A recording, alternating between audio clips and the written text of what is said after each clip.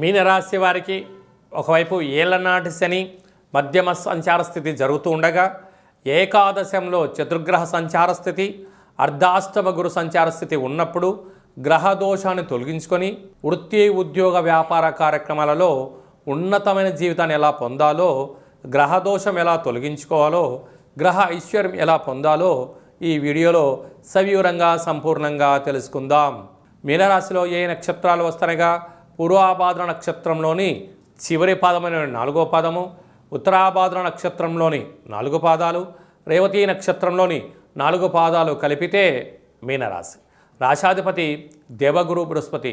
వీరికి రాశిలోని శని సంచార స్థితి ఉండగా వచ్చినటువంటి అనేక ఏళ్ల తర్వాత మాఘ పూర్ణిమ ఆదివారం పుష్యమి నక్షత్రము ఒక యోగం. ఎందుకనగా శని భగవానుని యొక్క తండ్రి సూర్యభగవానుడు. సూర్యభగవానుని యొక్క కృపకటాక్ష వీక్షణ శ్వేతార్కము, అంటే అర్కమూనగా తెల్ల జిల్లేడు.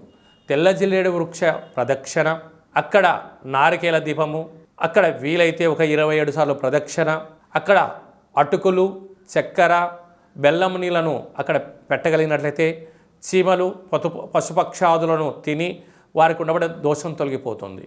అలాగనే ఆ తెల్ల జిల్లేడు యొక్క వృక్షం యొక్క ఏరును తెచ్చి గృహంలో సింధూరం పూసి లక్ష్మీ గణపతి హోమాన్ని చేసుకొని గృహంలో ఉంచినట్లయితే వాస్తు, నరదృష్టి, శత్రు ప్రభావాలు తొలగిపోతాయి.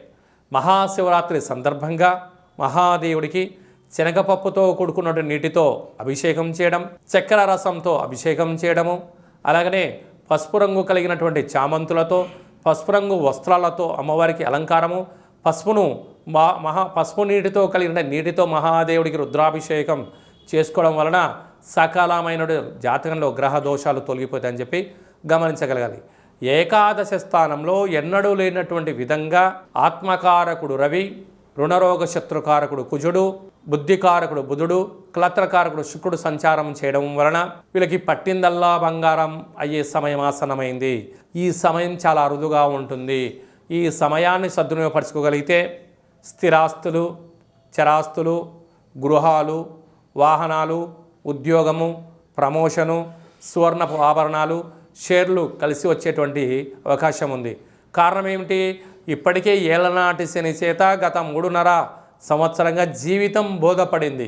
ఏమి చేయొచ్చు, ఏమి చేయకూడదు, ఏం ఆచరిస్తే జీవితాన్ని ఒక మెట్టు ఎక్కుతాము అనేటువంటి ఆచరింపజేయడం.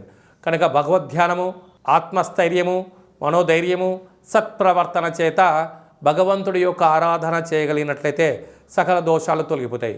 వ్యయంలో రాహు భగవాను ఉండడం వల్ల దయచేసి అప్పులు ఇవ్వద్దు, అప్పులు కూడా తెచ్చుకోవద్దు.